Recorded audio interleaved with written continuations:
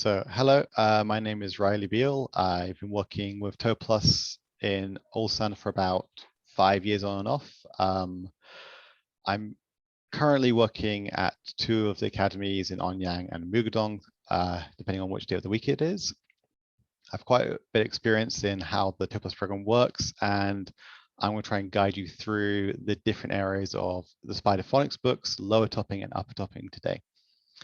So to start with Spider Phonics is our sort of early learner books. They are these lovely little cute books we have here.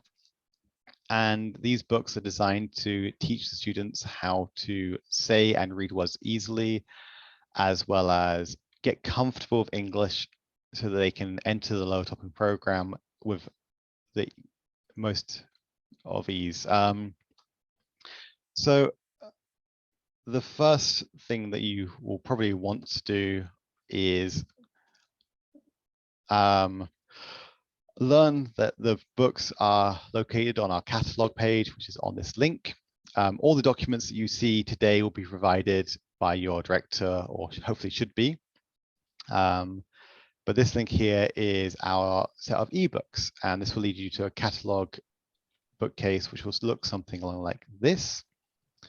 And you will have to go down to where it says Spider Phonics here and press Edong, and it will show you the books. Once you've done that, you need to click a book. In this case, it'll be Spider Phonics 1. I'm going to go with as an example today. And the Spider Phonics books are quite simple. They are broken down into different units with review units involved. And the different units are generally separated into 3 parts each. So you can go over those in a timely manner. Now, the Spider Phonics program, we try and go through 1 book per every 6 weeks.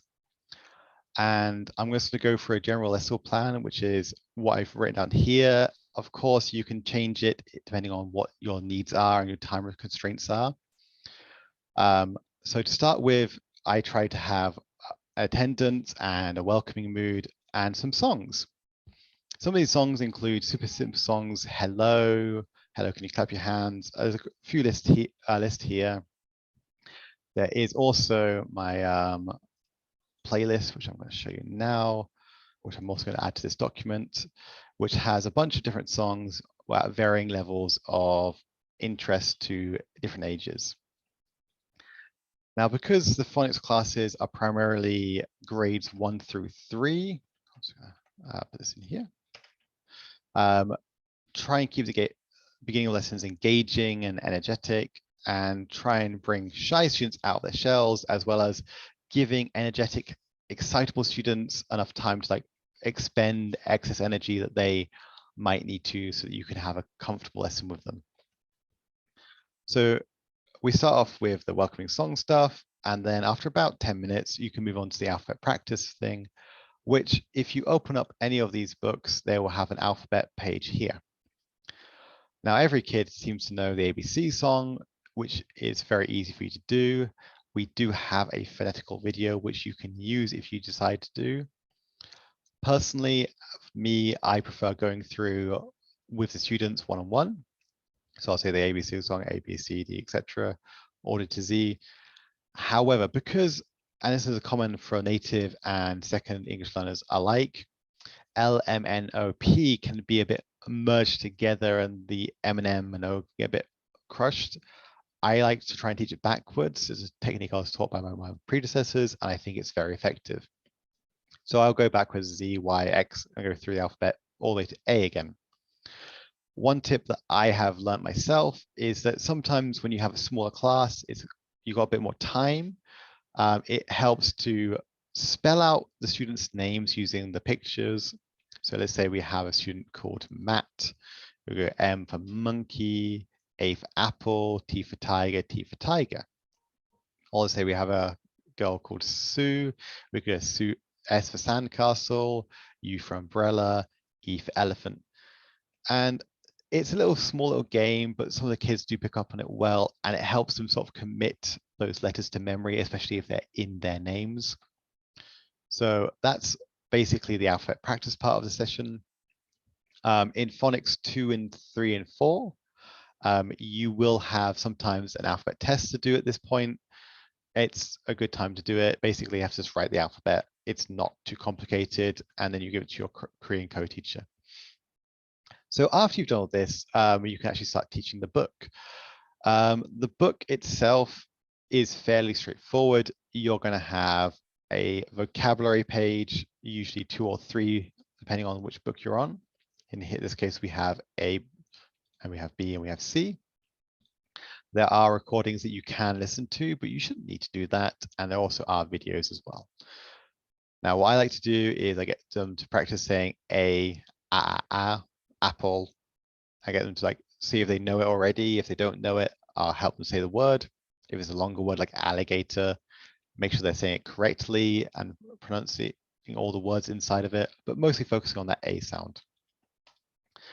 Then I'll move on to the B one after they're comfortable with the A, and likewise with the C. This usually takes, depending on how many students you have in the classroom, about 10-15 minutes, but it's not too complicated. Most students are quite comfortable with it. You'll see down here that there is a say and write section. This is usually covered by the Korean co-teacher. For the most part in these books, you as a native teacher are just doing speaking. So you don't need to worry about anything else you see. But it can be useful to like go over and to make sure they're actually doing it right. Once you go through, you will have the storybooks. Story section for each unit, sorry. Now, the story section is to help encourage the students to read English comfortably. In Phonics 1, they will have pictures. In 2 and 3 and 4, they don't have pictures anymore.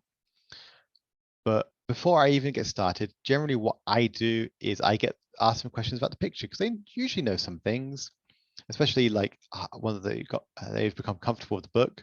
So I'm like, oh, what is this? And they might say a bag. And I go, okay, who is she? She is a girl.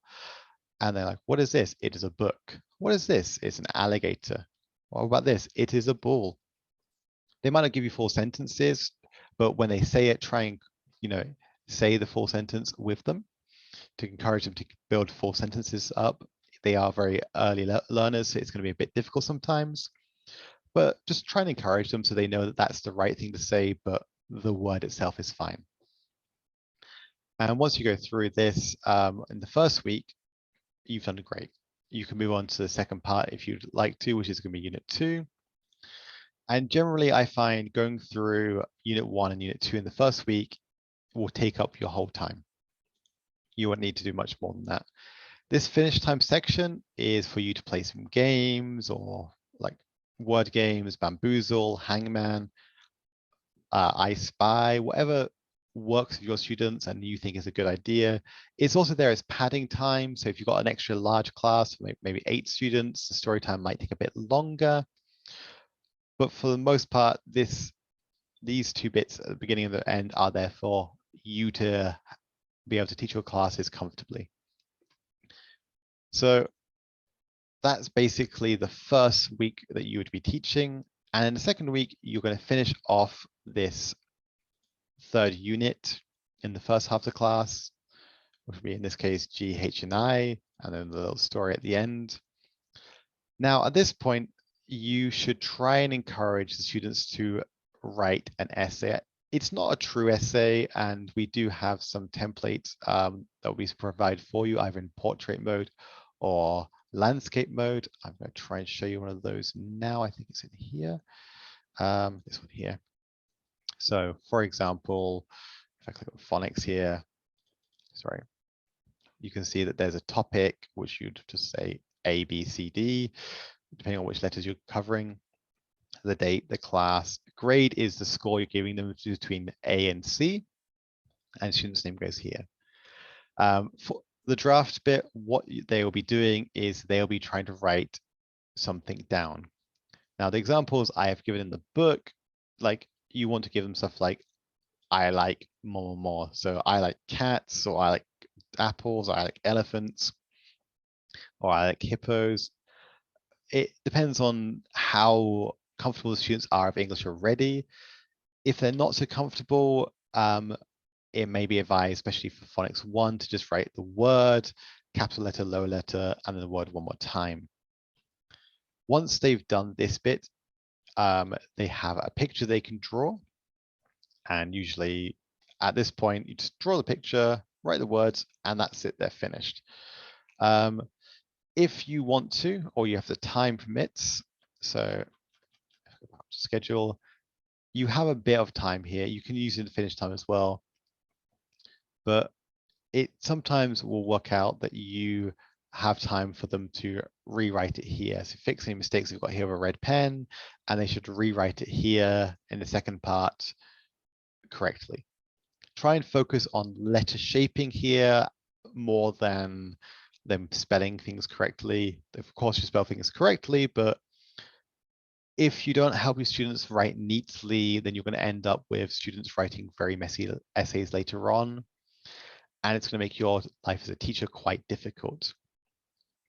But this should finish up your second week. And for the most part, in week 3 and 4, you're going to be doing much of the same. And 5 and 6, it's nearly identical again. And that's going to finish the book, which leads to the last bit, which is a speaking test. Now, the speaking tests are going to be the story that you have read. The students need to pick one of the 9 stories from the book that they like best, and then they need to present it while you record it with your phone. Now, here's some example framings for, like, if you're in the classroom, you have your phone on a tripod on a desk. Most of the academies will have a lapel mic that you can plug into your phone and connect to the student so that you can hear them clearly. If you don't have it, that's fine. Just try not to speak too loudly during the recording and keep other noise out so they can be heard clearly, as some of these students are quite shy and they might be a bit soft. But the idea is to try and get a nice recording of a student reading their story. And it's not really a true speaking test. You're not grading them for it. It's just to get them used to and comfortable with being recorded while speaking English. During this period, these are phonics students, so they're going to be a bit younger. You may need to find something for them to do, a word search or a puzzle, or just, finish their essays, finish coloring the pictures or finish the drawings. Just keep them busy while their friends are doing their speaking test. If it's on Zoom, I actually don't think we're doing phonics tests on Zoom, but if you are, put the student in the top right corner, record the screen, and have just the story like this, and you can just record this picture for them. Now, I believe you might get access to these as well. These are going to be shared around. These are some PowerPoint files that I have personally made to make my teaching life easier. So for example, I've made this one here for Phonics 1. It has the alphabet thing. And these are animated so that when you're teaching the letters, they will phase out, and it just means you can play a bit more of a game with the students if you need to. As you see, it's here, same for B and C. And then in the story time, I've covered the text so that you can focus on one part at a time. And for the speaking tests themselves, I use this personally so I can record the students so they can say the sentence at the right time, and they're not getting nervous or confused by all the text on the screen. And it's very clear for what's going on. And that is pretty much a summary of what you would be doing in a phonics class. There are games you can do on Bamboozle, like I said, but anything that you think is going to be helpful to the classroom, you should be trying to do in the phonics environment. And I think that's it for Spider Phonics. Once they've completed Spider Phonics, you do want to they will be moving on to lower topping. So I think that's finished for this section about Spider Phonics.